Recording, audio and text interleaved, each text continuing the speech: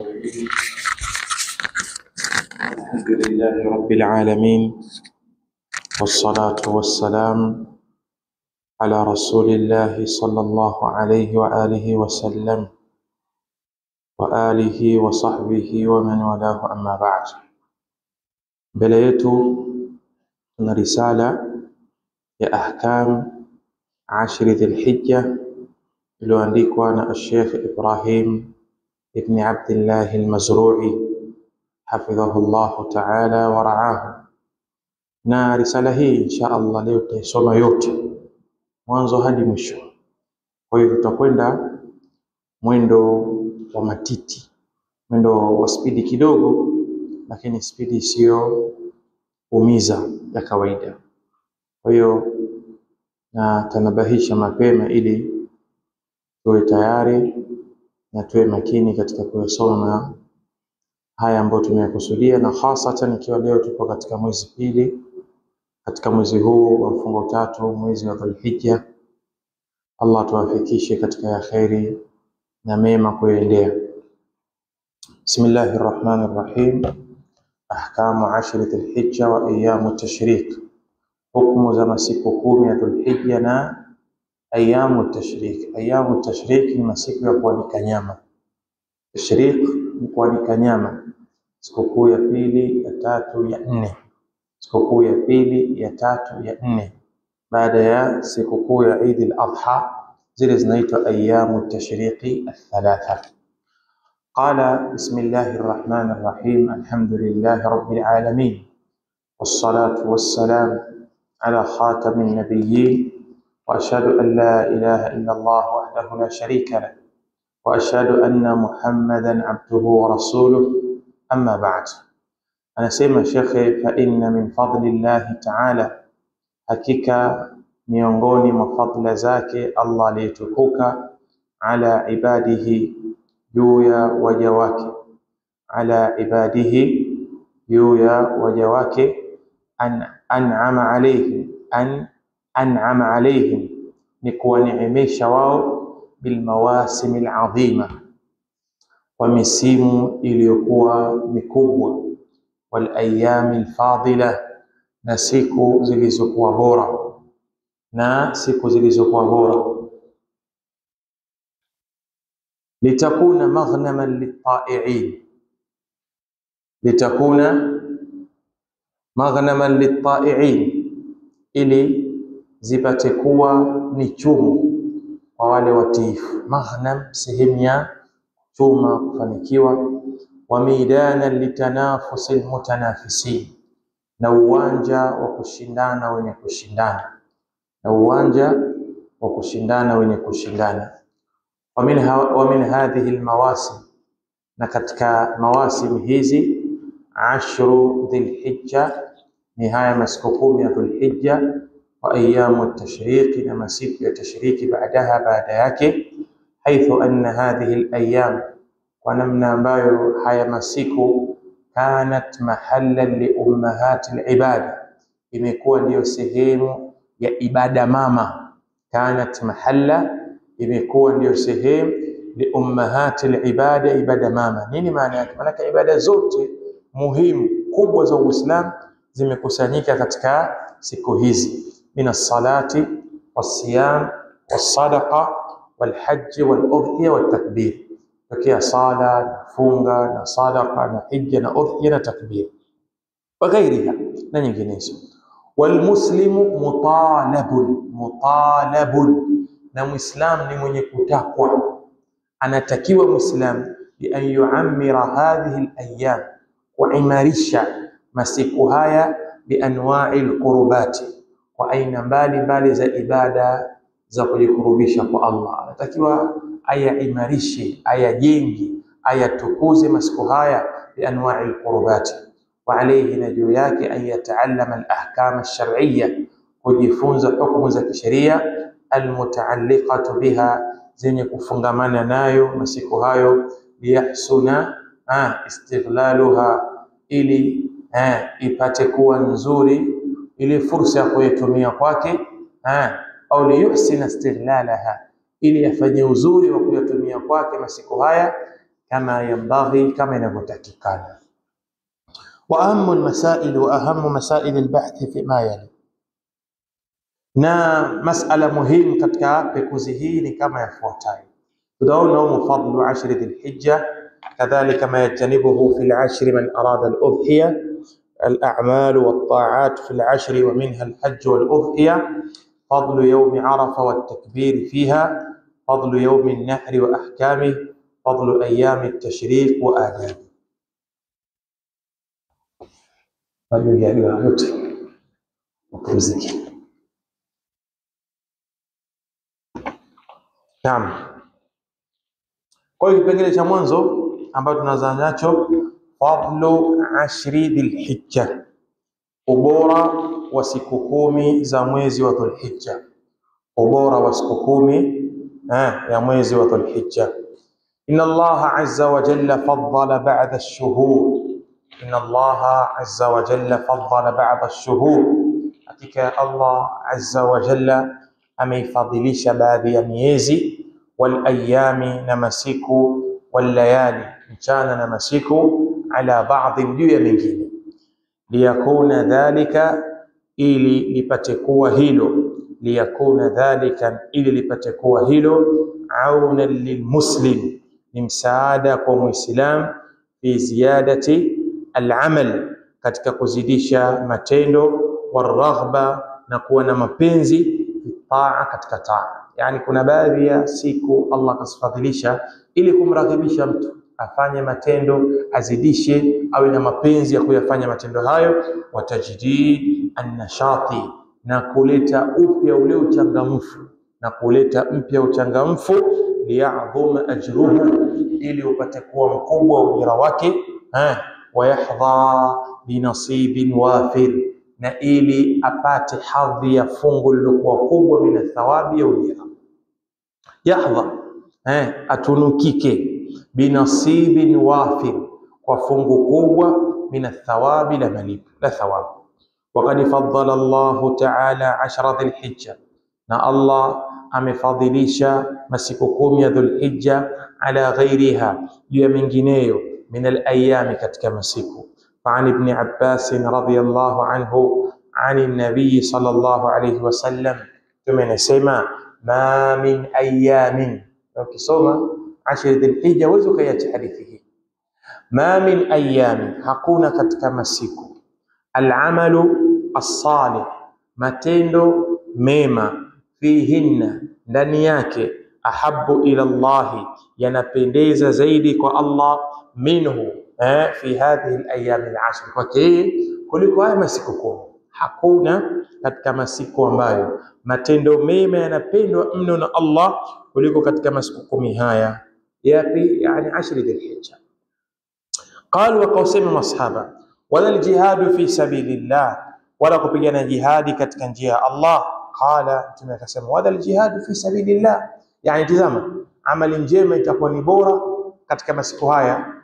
Masahaba akauliza, hata jihadi itakayopiganwa nje ya masiku haya, jihadi itakayopiganwa, wanauliza sasa, hata ikiwa amali yenyewe itakayoshindwa kwa kuwa imefanywa nje ya siku ya 10 dhulhijja, hata kama ni jihadi, mtu anambia hata kama jihadi, illa rajulun kharaja bi nafsihi, isipokuwa mtu ametoka kwa nafsi yake, wa malihi, na mali yake, wala yarji min dhalika bi shay, kisha kurejea na chochote, kafa huko na mali yake imeangamia katika jihadi hiyo.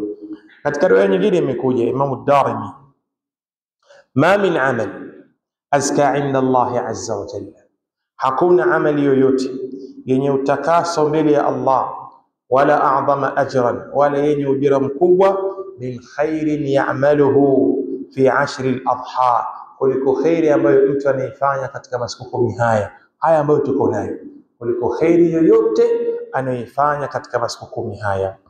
Wa hadha dalilun ala fadli ayami 10 dhulhijja, na hii ni dalili juu ya ubora wa masiku ya Dhulhijja 10, ala ghairiha, juu ya mengineyo, min ayami sana, katika masiku ya mwaka. Lianna Rasulullah sallallahu alayhi wasallam, kwa mtume wa Allah, shahida bi annaha afdalul ayyam, mtume ameshuhudia kwamba ni masiku yaliokuwa bora Mtume ameshuhudia kwamba ni masiku yaliokuwa bora ila amali salih, kwa kufanya matendo yaliokuwa mema. Wa hatha fiha, na akahimiza ndani yake ala al-amali salih, ya kufanya matendo mema.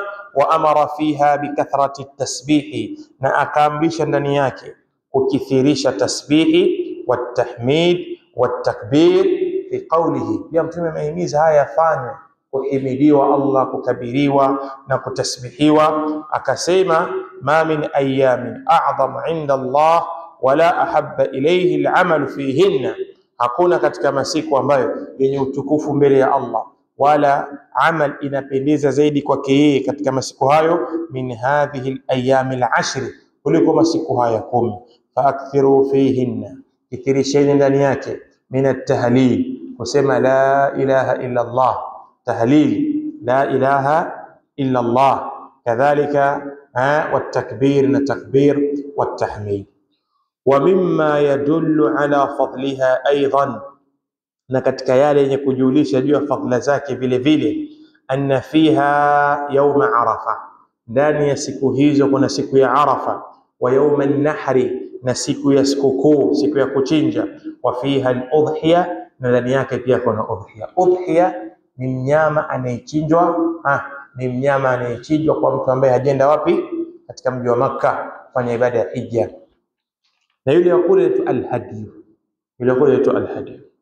Wal hajj, qala ibn Hajar anasema walladhi yadhhar, na kile ambacho kinachodhihiri zaidi, yani kinachokuwa wazi katika ubora wa siku haya, anna sababa fi imtiyazi 10 dhulhijja, kwamba sababu ya kujitofautisha, ya kujipambanua masiku 10 ya Dhulhijja.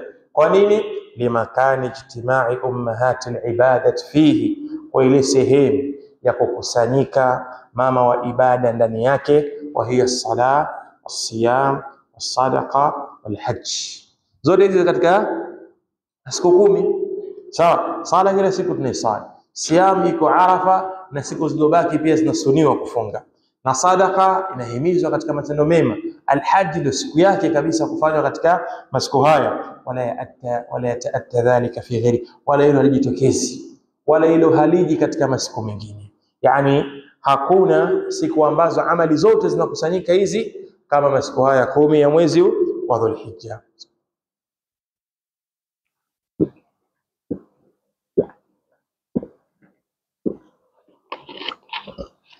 الثاني ما يجتنبه في العشر من أراد الأضحية, anayojiepusha nayo katika makumi haya, katika masiku 10 haya, yule anayetaka kuchinja, anayetaka kufanya ibada ya kuchinja.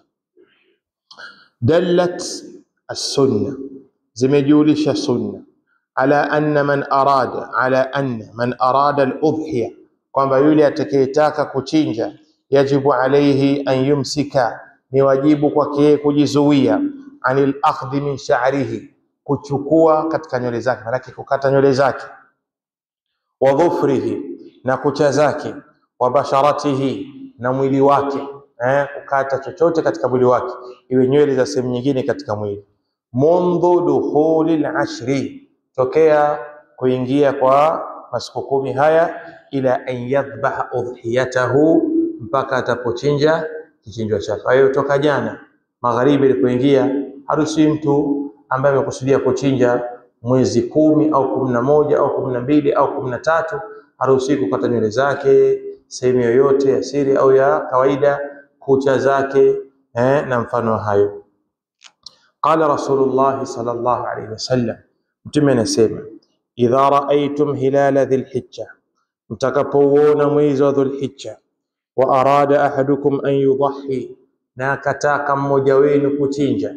Idha raaitum hilala dhilhijja, mtakapoona mwezi wa Dhulhijja, wa arada ahadukum an yudhi, na kataka mmoja wenu kuchinja, falyumsik an sha'rihi, ajizuie na nywele zake, wa adfarihi, na kucha zake, hatta yudhi, mpaka achinje.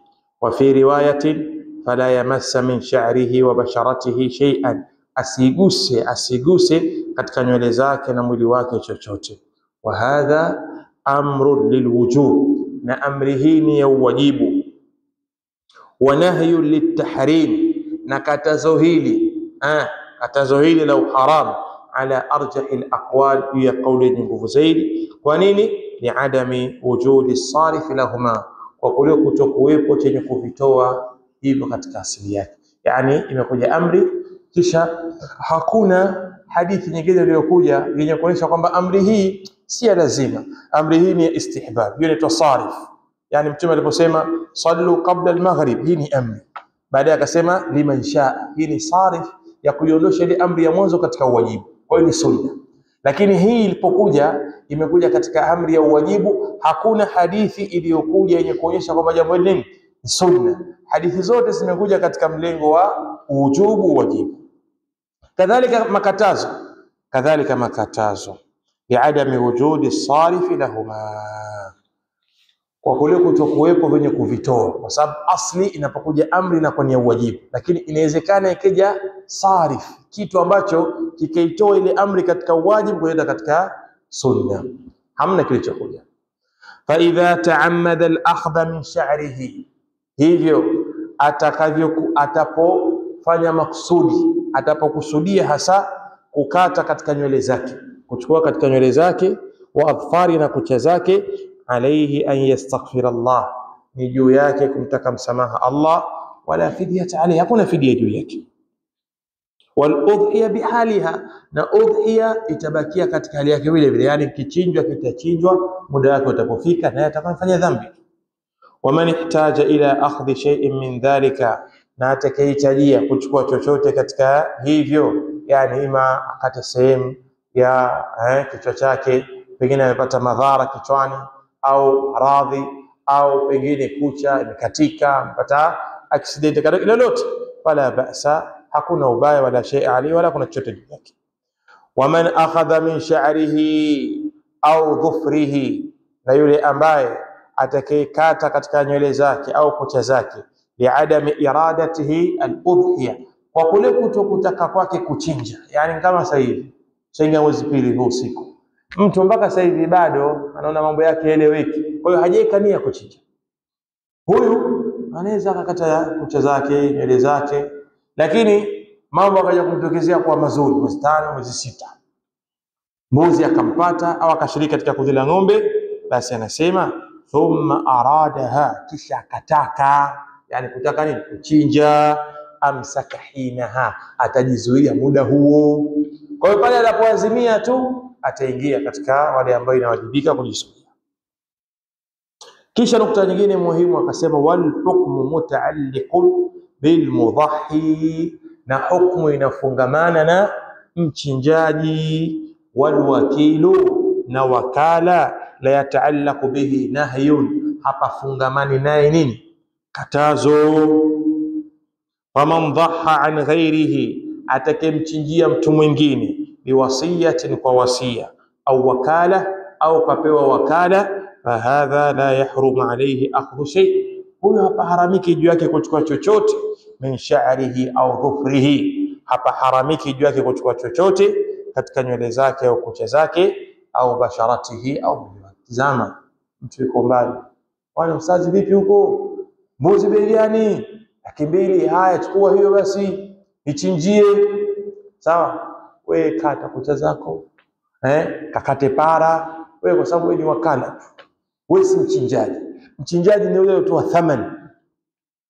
Kwa hiyo kama mke kakupa pesa akamwambia hebu leo mwaka huu nataka na mimi mchinje, akakupa wewe, huna kitu, mambo yameharibika, basi wewe kata tu, usiukate mkono tu, kata kucha, kata wewe husiki. Anayehusika ni yule almudhahi, mchinjaji.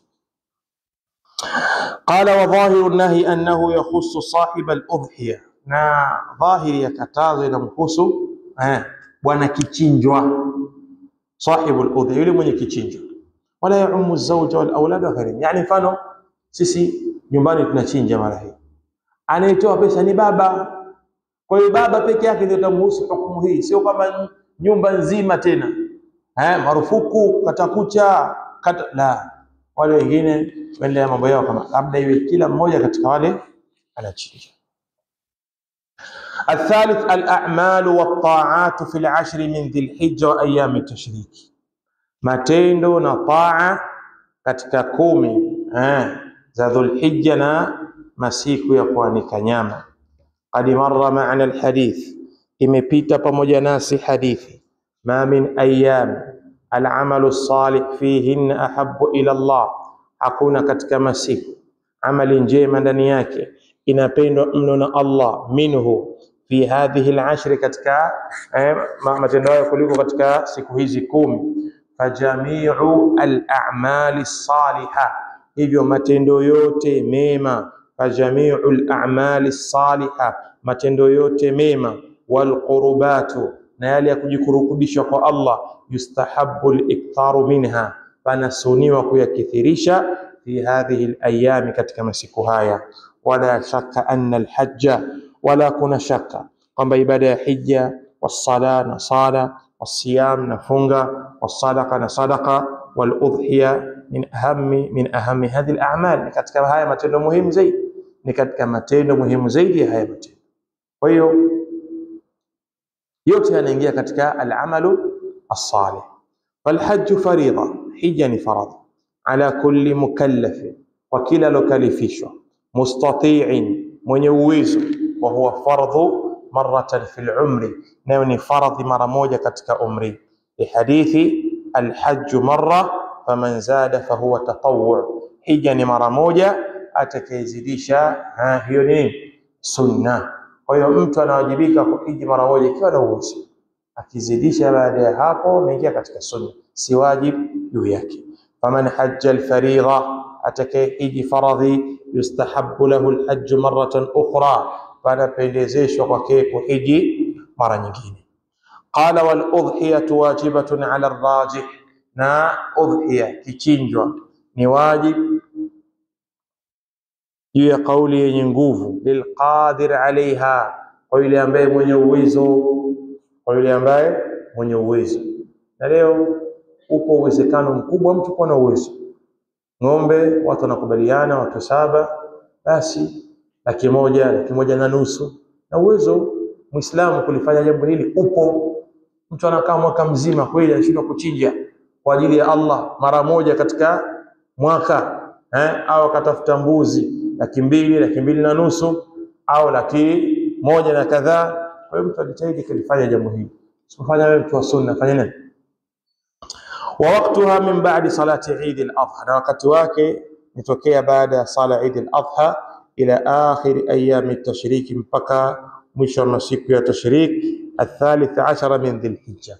Kwa hiyo baada siku ile ya sikukuu kubwa Eid al-Akbar, sikukuu kubwa ya kuchinja, siku 3 zenye kufuata, ile siku ya 3 maana yake itakuwa kwa ujumla wake ni siku ya 4, lakini ukiacha ya mwanzo, zile zinazofuata 3 magharibi kabla kuingia ndio mwisho. Maana yake mwisho wake ni baada ya salatu al-asri kabla kuingia magharibi, kwa sababu magharibi ndio siku inabadilika katika Uislamu. Ila akhir ayami at-tashriq ath-thalith min Dhul-Hijja, wa hiya min afdali al-a'mali as-salihah, nayo ni katika bora ya matendo mema fil ashri, katika makumi haya 10 hili au masiku 10 haya.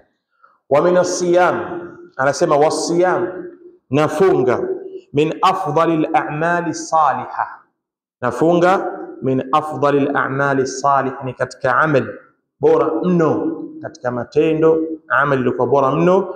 Fayustahabbu lahu, basi panasuniwa kwake yeye, an yukthira min as-siyam, kukithirisha katika funga, fi hadhihi al-ayyam, katika masiku haya, wa khassa yawm Arafa, na sasa siku ya Arafa.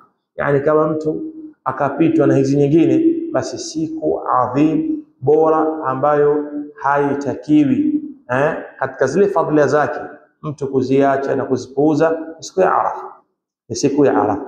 Ama kufunga kuanzia mwezi mosi mpaka mwezi 8 inaingia katika al-amalu salih, inaingia katika al-amalu as-salih, yale matendo mema. Na zipo hadithi za mtume zenye kuashiria kwamba mtume aliwahi kufunga, na ziko nyingine ambazo zinasema mtume hakufunga, kama kuna mgongano ndani yake, lakini wanajiona wakaika tafsiri katika hilo.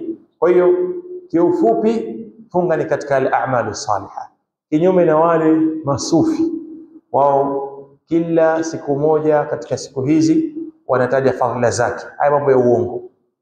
Wakaambia atakayefunga mwezi mosi ni sawa alipigana katika jihadi ya Nabii Nuhu. Atakayefunga mwezi pili sawa aliyefanya siku kitu kadha wa kadha. Haya mambo ya uongo. Yale makaratasi wewe yachane kabla hujayasoma. Utakuwa ushapunguza uovu katika ulimwengu. Wa hasa yawm Arafa. Kwa hiyo yani kufunga masiku 10 yote ukitoa ile siku ya sikukuu katika amali njema, ni katika amali njema, lakini siku iliyokuwa na ubora wa pekee ni siku ya Arafa. Siku ya Arafa fafihi thawabun adhim kama sayati qariban, ndani yake kuna thawabu kubwa kama itakuja karibu. Wa fi siyami almutlaq, na katika kule kufunga tu jaa at-targhibu fihi, kule kufunga tu kiujumla imekuja mapendekezo ndani yake kathiran mingi. Wa min dhalika ma rawahu an-Nasa'i wa ghayruhu, na katika hayo aliyosimulia Imam an-Nasa'i na wengineo, an Abi Umama radhiyallahu anhu qala qultu ya Rasul Allah dullani ala amali adkhulu bihi al-janna. Tume aliambiwa na Abi Umama, nijuze nifunze juu ya amal ambayo nitaingia kwayo peponi. Qala alayka bisawm la mithla lahu, lazimiana na funga haina mfano. Amali yasiri hakuna anayekuona zaidi ya Allah. Amali ambayo inamsukuma mtu katika uchaji, ataacha maovu atayafanya mema, hakuna anamuona zaidi ya Allah. Amali ambayo inampeleka mtu katika daraja. Kwa hiyo alayka bisawm la mithla lahu, lazimiana na funga haina mfano. Wa min al-a'mali as-salihah at-takbir, na miongoni mwa amali njema ni kuleta takbira. Wa yustahabbu at-takbiru wat-tahmidu wat-tahlil, kwa hiyo panasuniwa kuleta takbira na kumhimidi Allah na kumhalil wat-tasbih ayamil ashr, katika masiku haya ambayo tuko nayo. Wa idharu dhalika fil masajid, na kudhihirisha hilo misikitini, wal manazil, na katika majumba, wat turuqat, na katika majia, wa ghairiha, na mengineyo. Qala Allah ta'ala liyashhadu manafi'a lahum, ili wapate kushuhudia manufaa yao. Wa yadhkuru isma Allahi fi ayamin ma'lumatin, na walitaje jina la Allah katika masiku maalum yenye kujulikana. Ala ma razaqahum min bahimati al-an'am, ya kile ambacho Allah alitowaruzuku katika wanyama hoa, ng'ombe, mbuzi, kondoo, ngamia. Sasa katika aya hii wa jumhurul mufassirina, na jumhuri ya wanavyuoni wa tafsiri, wao wanasema ala anna al-ayyam al-ma'lumat, kwamba masiku yenye kujulikana ya ayyamul ashr min dhil-hijja, ni masiku 10 ya dhil-hijja.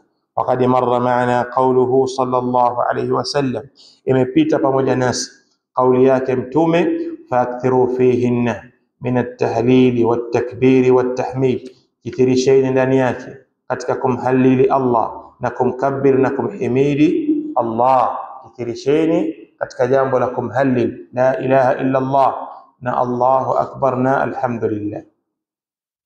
Anasema Sheikh Al-Mazrui hafidhahullah, والتكبير في هذا الزمان صار من السنن المهجورة, na kuleta takbiri katika zama hizi imekuwa ni katika sunna iliyohamwa.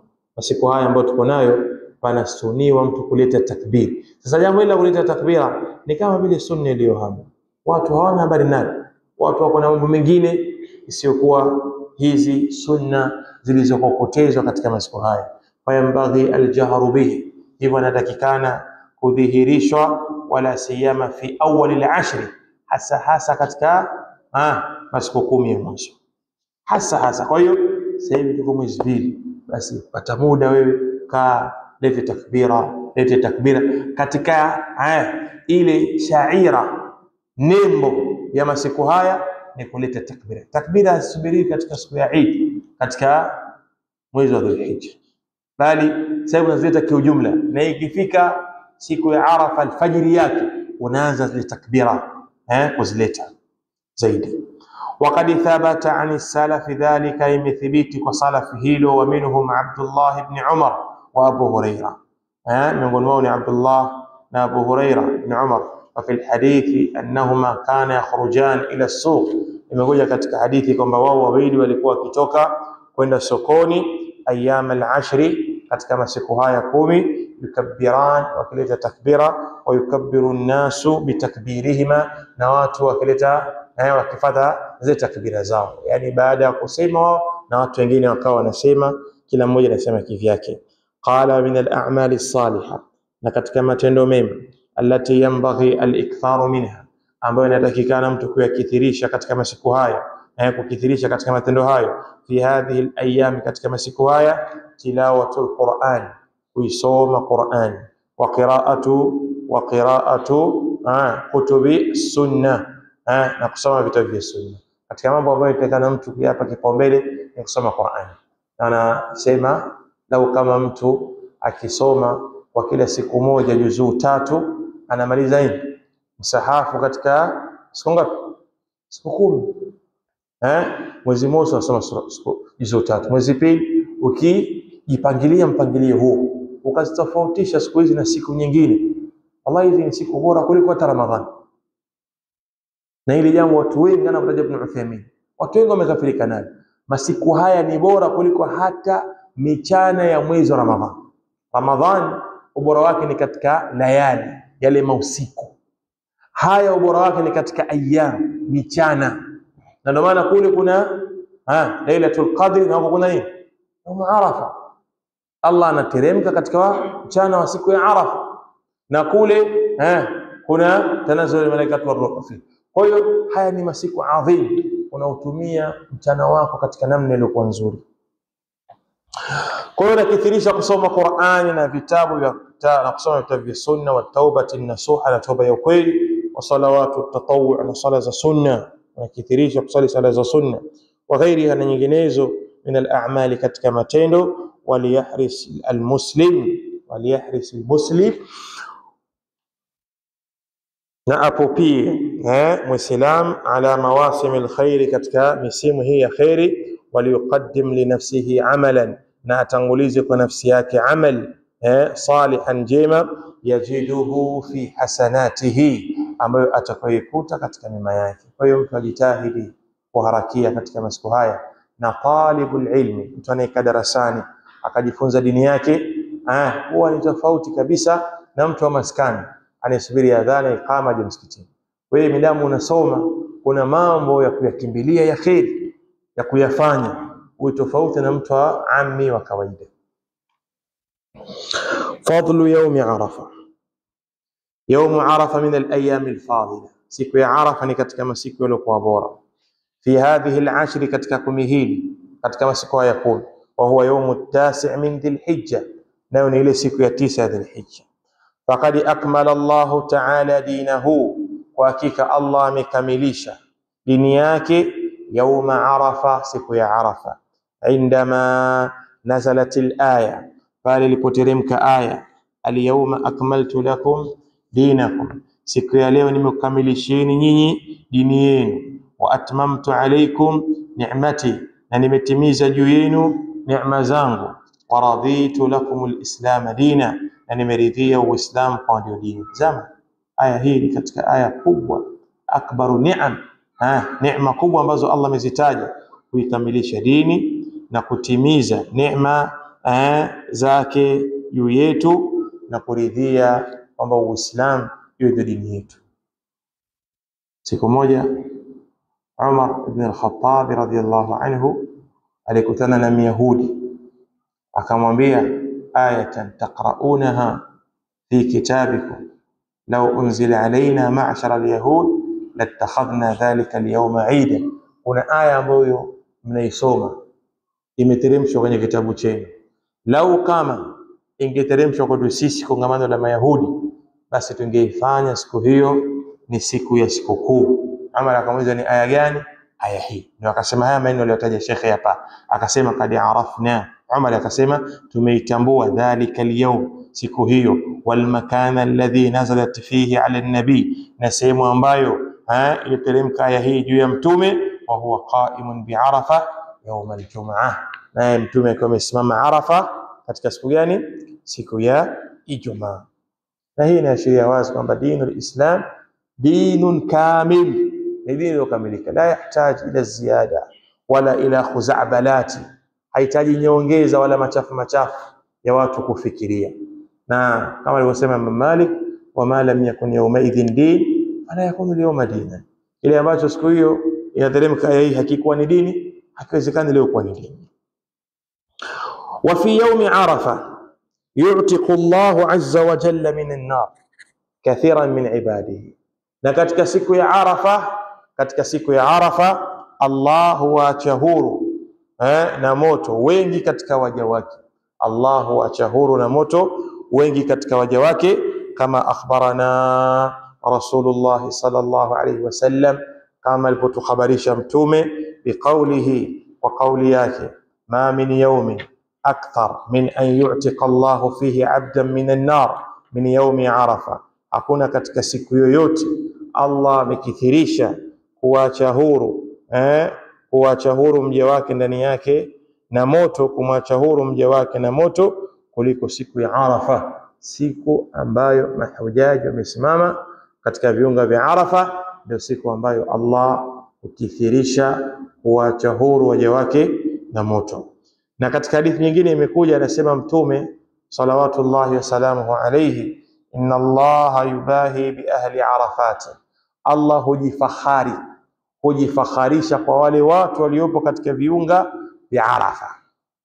Watu waliposimama pale katika viunga vya Arafa, inna Allaha yubahi bi ahli Arafat, hakika ya Allah hujifakharisha kwa watu waliopo katika viwanja vya Arafa. Ahli as-sama, hujifakharisha kwa waliopo mbinguni. Nani? Malaika wake hujifakharisha juu yao.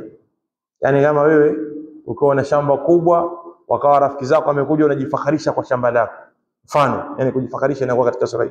Sasa Allah anajifakharisha kwa hawa watu ambao walioko wapi? Katika viunga vya Arafa, kwa malaika wake, anawaambia malaika wake, fayaqulu lahum undhuru ila ibadi, anawaambia watazameni waja wangu, jauni shu'than ghubra, wamenijia manywele tim tena wamejaa vumbi. Shu'than, manywele tim ghubran, wamejaa vumbi, manake wamechoka, wapo katika hali ya udhalili, hali ya kujinyenyekeza kwa Allah. Wakad dhakara Ibn Rajab rahimahullah anna al-'itqa min an-nar 'amun li jami'i al-muslimin, na ametaja Ibn Rajab kwamba kuachwa huru na moto ni jambo lenye kuenea kwa Waislamu wote.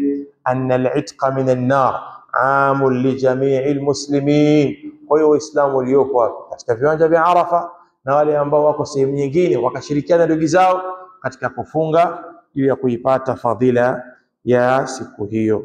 Wa yustahabbu siyamu yaumi Arafa, na panasuniwa kufunga siku ya Arafa, haithu anna Rasulullah sallallahu alayhi wasallam, kwa namna ambayo mtume wa Allah suila an saumi Arafa, aliulizwa kuhusiana na funga ya Arafa, faqala, akasema, yukaffiru sanata almadhiya, inafuta madhambi ya mwaka uliopita, wa sanata alqabila, na mwaka ujao, manake uliopo.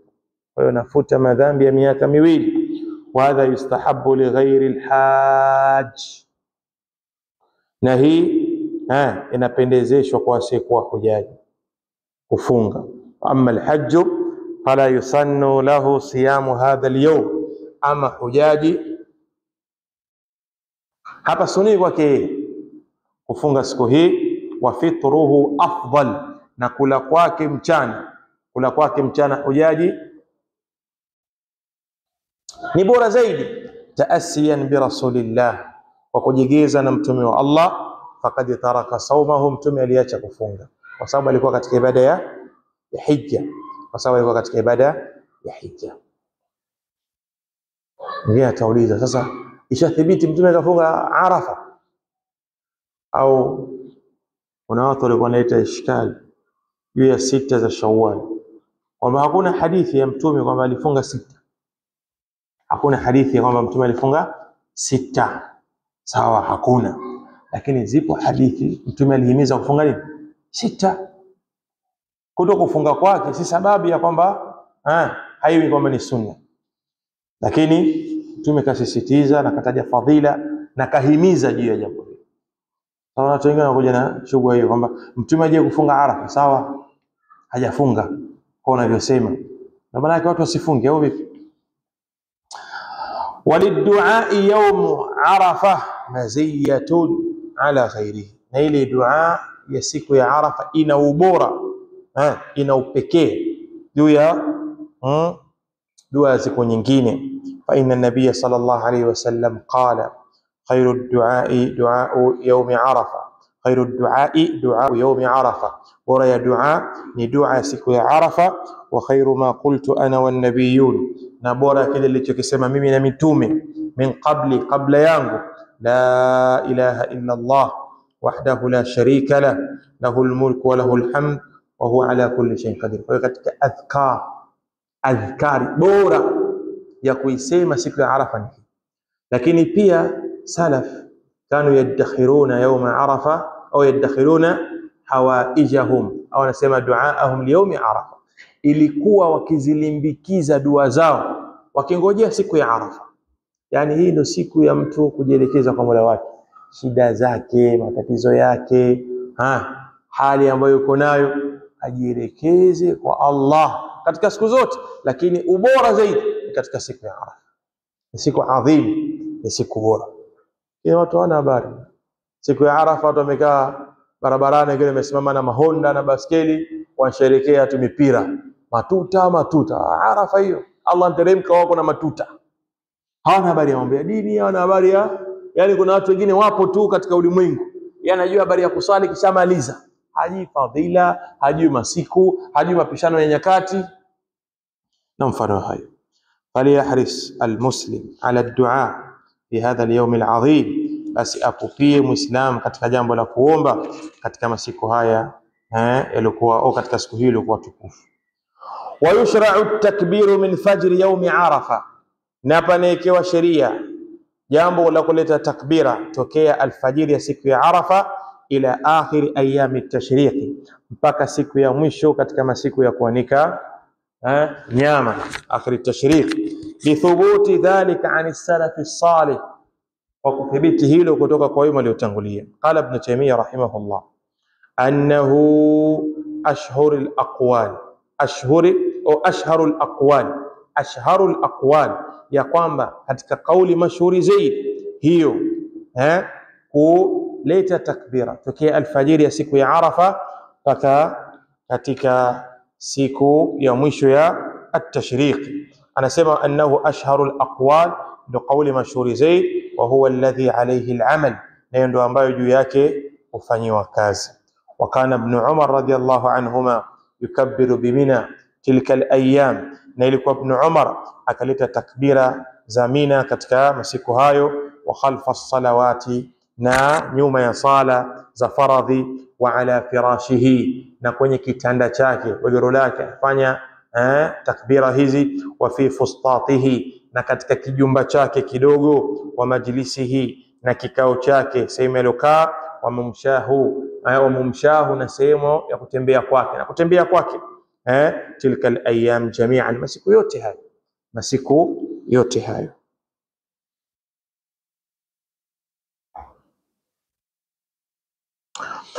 ويكون التكبير بدون تحديد عدد معين, na inakuwa takbira basi na kuweka ukomo wa idadi maalumu.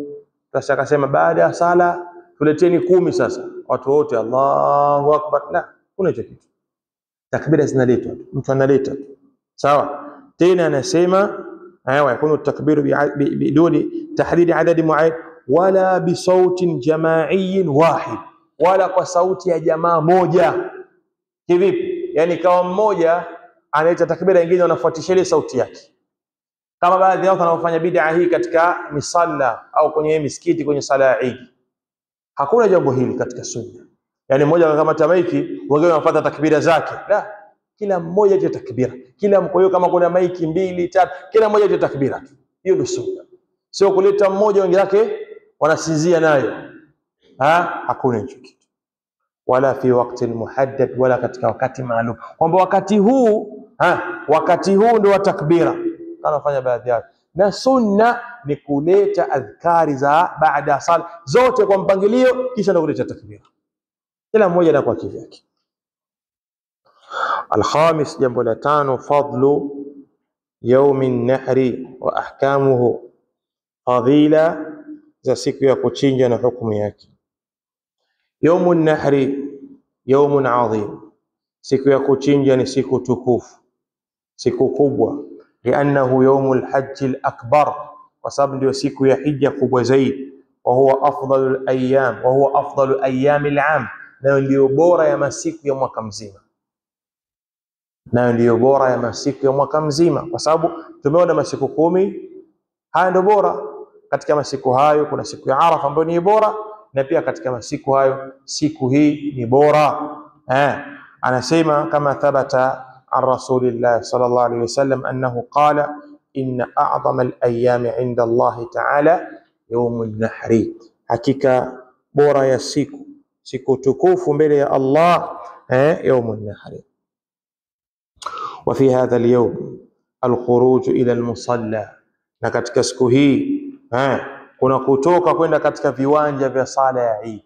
Al-khuruj ila al-musalla, kwenda kusali sala ya Eid. Wapi? Musalla, katika viwanja.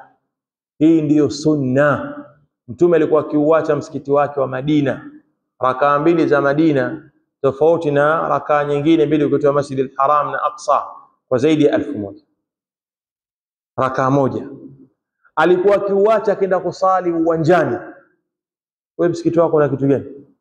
Una zulia, una feni, una kitu gani katika bora? Kwa hiyo sunna ni kutoka tukaiacha misikiti tukaenda kusali uwanjani, la mwanzo. La pili, anasema wa hiya wajibatun ala alqawli arrajih, na hii sala ya Eid ni wajib kwenye kauli yenye nguvu. Kwa hiyo atakikana muislam uhishe na aitekeleze. Kwa hiyo ni wajib. Kwanza, muwadhabatuhu sallallahu alaihi wasallam, mtume kudumu naye. Hakuna mwaka mtume aliacha kusali sala ya Eid, hakuna mwaka mtume aliacha kusali, alidumu nayo. Allah anasema fasalli li rabbika wanhar, katika kauli moja katika kauli za ahlul ilm mufassirun, fasalli salatul Eid wanhar, kichinjwa kile baada ya sala ya Eid. Lakini kama sikukuu ya mwaka huu ambayo itakuwa ni siku gani? Siku ya Ijumaa. Pameangukia Eid 2 katika siku moja, ijtamaa Eidani fi yawmin wahid. Kuna Ijumaa ya wiki, Eid ya wiki ambayo ni Ijumaa, na kuna Ijumaa na kuna Eid ya al-Adha. Sasa pakitokezea Eid 2 zimekutana, uwajibu wa kusali sala ya Ijumaa unafanyaje? Unaanguka. Uwajibu wa kusali sala ya Ijumaa unaanguka. Atasali mtu wa dhuhuri, au akitaka aenda kusali msikitini sala ya Ijumaa. Sasa ikiwa sala hii ya Eid imeiangusha sala ya Ijumaa, ambayo sala ya Ijumaa ni sala gani? Ya faradhi, ya wajib. Bila shaka nayo Eid itakuwa ni sala gani? Ya faradhi, ya wajib. Haiwezekani ikaangusha wajib hali ya kuwa hiyo ni sala ya sunna. Hii ni hoja ambayo ametaja muhaddithun, wanavyoni hadithi, hoja yenye nguvu kwamba sala ya Eid ni wajib kwa Muislamu, la mwanzo. Lakini la pili, katika mambo ya aibu na masikitiko, ikawa wewe bwana unatoka peke yako ndani, na kuwahimiza wanawake ukirudi iwe tayari chai yako ya rangi au maziwa ishawekwa. Katika siku hii unawanyima fadhila hawa. Ummu Atiya anasema umirna an nukhrija al-awatiqa wa dhawati al-khudur wal-huyadha liyashhadna al-khayra ma'a al-muslimin. Tumeamrishwa sisi tuwatoe vigori, wanawake wadogo wadogo wale, tuende nao katika sala hii. Wanawake waliojiingiza kwenye vibanda wamejihifadhi, watoke wende huko. Wal-huyadha, wanawake wenye hedhi pia na hedhi zao, watoke wende wapi? Katika viwanja. Wao wakakae tu wasisali, washuhudie khairi pamoja. Sasa kuiacha familia, mtu akana utaratibu, haya ni mambo ya aibu kwa mtu wa sunna. tekana umtoe mke wako akashuhudie wito wa Uislamu. Mtume kalihimiza. Katika riwaya nyingine imekuja ikiwa mwanamke hana jilbab, basi na avae jilbab la ndugu yake, azime aende akasali sala yake. Sasa si jambo la sawa. Wewe unatoka unaacha watoto nyumbani, unaacha mke huyo. Haya mambo mtu akujiepusha nayo. Haya mambo ya kheri natakana tuzihimize familia zetu kuyaendea mambo ya kheri. Na wengine wasema mwanamke wana kuchelewesha, wewe toka, lakini naye aje, akija watu wasasali siku mbili anajirekebisha na kwa ndio hivyo hivyo. Lakini lazima sasa wewe kwenye kura unamtoa aenda kupiga kura, kwenye kusali sala aliohimiza Mtume wewe hunayo hayo, unaona tabu. Kwenye kura unaenda huku haifai. Mtihani ay mtihani ya sallallahu. Kama qala Ibn Taymiyyah rahimahullah ta'ala, anasema fi yawm an-nahri dhabhul udhiyah, na katika siku hii ya kuchinja kuna jambo la kuchinjwa wanyama wa tawzi'uha, na kuisambaza kwake, tawzi' kuigawa kwake, wal aklu minha, na kula ile nyama atakayoipata mtu atakula. Wadhālika ba'da salati al-Eid, na hilo lilikuwa baada ya sala Eid, ila akhir ayami at-tashriq, mpaka masiku ya mwisho ya tashriq. Wa hiya wajibatun ala al-qawl ar-rajih. Kuchinja jamani, watu wajitahidi, jipange. Mambo mengine mtu asisubiri tena msaada, unaonekana ustazi ombaomba tu, kila kitu upewe. Chinja, tafuta kibubu toka baada ya Ramadhani, wewe tia kibubu kigumu, sio kile umetia siku mbili umefika na shida na kivunja, unasubiri mpaka mfungo 3 takaribia unapata 80,000 100,000, unachinja, unatekeleza ibada. Qala yushra'u at-tahni'a bil-Eid, hapa ni ikiwa sheria kupongezana kwa Eid, mithlu qawli al-muslim li akhihi, mfano kauli ya Muislamu kumwambia ndugu yake taqabbala Allahu minna wa minkum, taqabbala Allahu minna wa minkum, kilichokuja katika sunna taqabbala Allahu minna wa minkum. Salih al-a'mal haijaja, salih al-a'mal haijaja, taqabbala Allahu minna wa minkum kama thabata 'an as-salaf. Thumma al-ikthar min al-a'mal as-salihah, kisha kukithirisha katika matendo mema. Fi hadha al-yawm, katika siku hii, alladhi huwa min al-'ashri dhil-hijja, ambayo ni katika masiku 10 ya dhil-hijja. As-sadis, jambo la mwisho, fadlu ayami at-tashriq wa adabuha, fadila ya masiku haya ya tashriq na adabu zake. Ayamu at-tashriq hiya al-yawm al-hadi 'ashar wal-thani 'ashar wal-thalith 'ashar min dhil-hijja, ni yale masiku mwezi 11, 12, mwezi 13 ya dhil-hijja. Sumiyat bidhalika lianna an-nasa yusharriquna fiha luhum al-adahi wal-hadaya, zimeitwa kwa jina hilo kwa kuwa watu wanazianika. Tashriq ni kuanika, hakuwa na majokofu, nyama ni nyingi zile, watu wanachinja wanaacha pale pale. Kwa hiyo utakufanya kitu gani? Ikawa wanazianika, wanazikausha zile nyama zikae muda mrefu na wapeleke Uislamu katika miji mingine. Kwa hiyo ikawa inaitwa tashriq, kuzieka juani, kuzianika. Ayanshuruna, wanazisambaza. Wa hiya min al-ayami al-fadila allati amara Allah ta'ala ibadahu, nayo ni katika masiku yaliokuwa bora ambayo Allah ameamrisha waja wake bidhikrihi, kumtaja fiha, katika siku hiyo. Faqala ta'ala, katika siku hizo Allah akasema wadhkuru llaha fi ayamin ma'dudat, wadhkuru llaha fi ayamin ma'dudat. Kule imekuja fi ayami ma'lumat, ambapo tumesema masiku gani? 10 dhil-hijja. Hapa imekuja ma'dudat wadal ma'dudat. Qala al-Bukhari rahimahullah, qala Ibn Abbas al-ayyam al-ma'dudat ayyam at-tashriq, ni masiku haya ya tashriq. قال نسيم وقال ابن رجب رحمه الله هذا قول ابن عمر وأكثر العلماء، هذا قول ابن عمر نوينجي كتكم علماء. وهي أيام ذكر وأكل وشرب، naye ni masiku ya kumdhukuru Allah na kula na kunywa. Hizi ni siku mtu za kutawassa, kuiachia familia yeye mwenyewe akiwa na uwezo kuwatoa watu katika sehemu sio kuwa na maasi, watu wakafurahi. Hata ile al-Eidiyya, sikukuu ile, sikukuu yangu ile, Al-Lajnatu Daima al-Polisi wakasema wapewe watoto, ikiwa mtu ana uwezo wape watoto, furaha, siku ya furaha. Hizi ni siku za kudhihirisha furaha, sio imeshinda sijui Simba sijui Yanga huko, wewe siku ukiongwa hata laki unatoa furaha yako. Sikukuu umekaa mnyonge, huna kitu. Siku hii ni siku ya furaha, unadhihirisha furaha, ni siku ya kufurahi, siku ya kula na siku ya kunywa. Kule kwenye Uansari ilikuwa pakitaja siku hii watu wanasema ayamu aklin wa shurbi wa jimaa wa dhikri wa jimaa. Hii jimaa sio imetoa wapi, lakini kwa tunakumbuka inatajwa. Sasa kile ukitafuta kwenye hadithi hatuioni.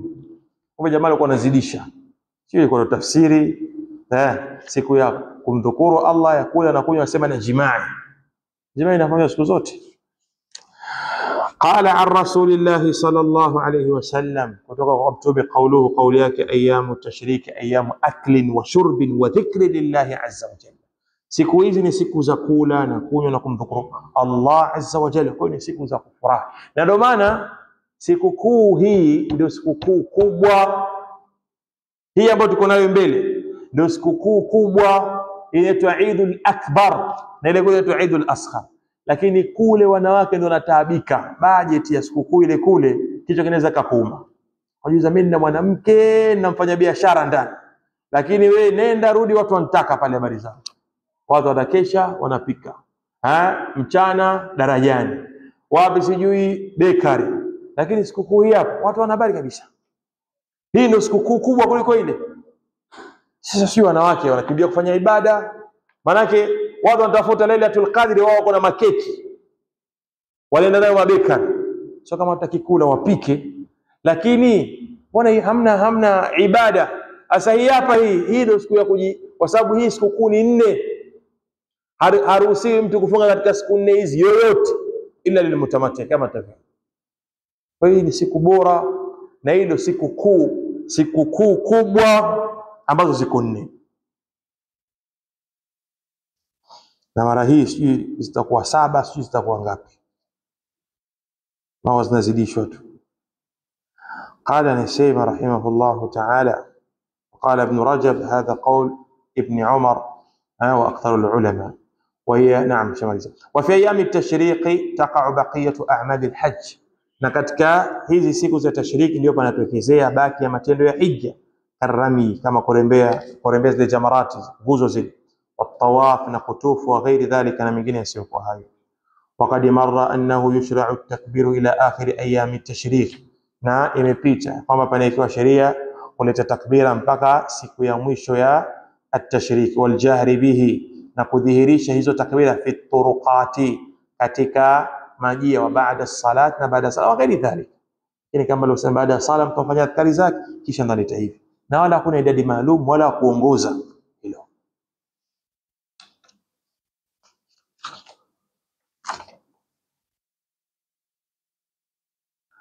لا يشرع صيام أيام التشريك إلا للمتمتع.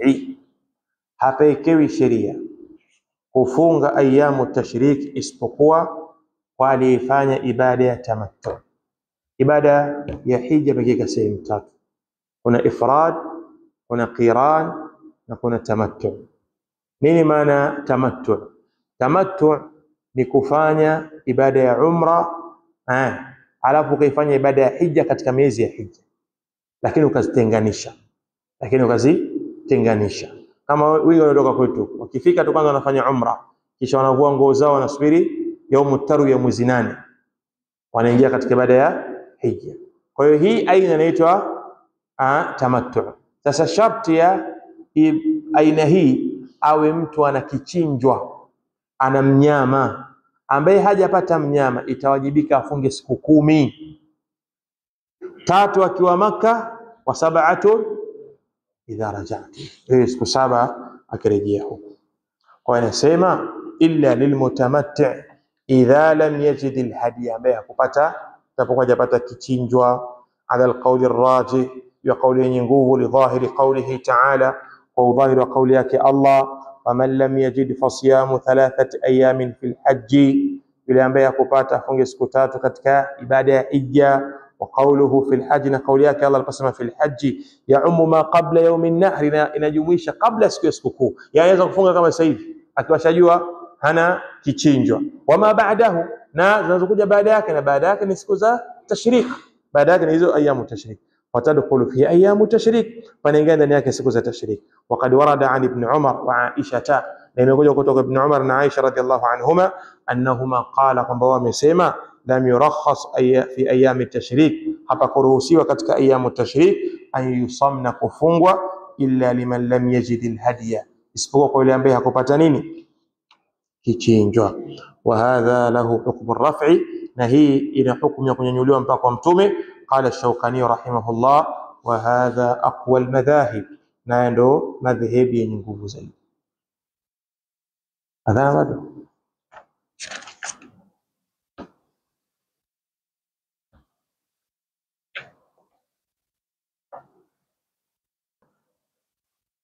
قال وأيام التشريق بالإضافة إلى يوم النحر، na hizi ayamu tashrik kwa kuegemezea na hii siku ya sikukuu ya ayamu dhabhi liladahi, ndio masiku ya kuchinja wanyama wale. Kwa hiyo siku ya kuchinja si lazima iwe ya kwanza, isipokuwa ile ya kwanza ndio bora zaidi, lakini mtu anaweza akachinja siku ya pili, siku ya tatu au siku ya nne.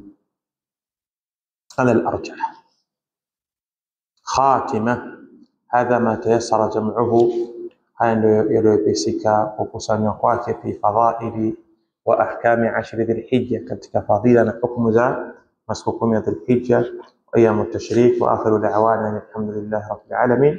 Risala kama hizi mtu anakuwa nazo zinamsaidia kila unapokuja msimu kama huu kujikumbusha mambo ya kheri na fadhila yale ambayo yanampasa Muislamu kuyafanya. Kwa hiyo masiku haya ndugu zangu ni masiku matukufu, bora jipinde katika ibada, tutumie muda huu vizuri. Hatujui Allah ametukadiria vipi katika uhai wa siku za mbele. Kwa darasa tumemaliza hapa, na leo darasa hii ya Jumatano tutaifunga mpaka tutapotangaziana baada ya kumalizika sikukuu na mambo yake mengine.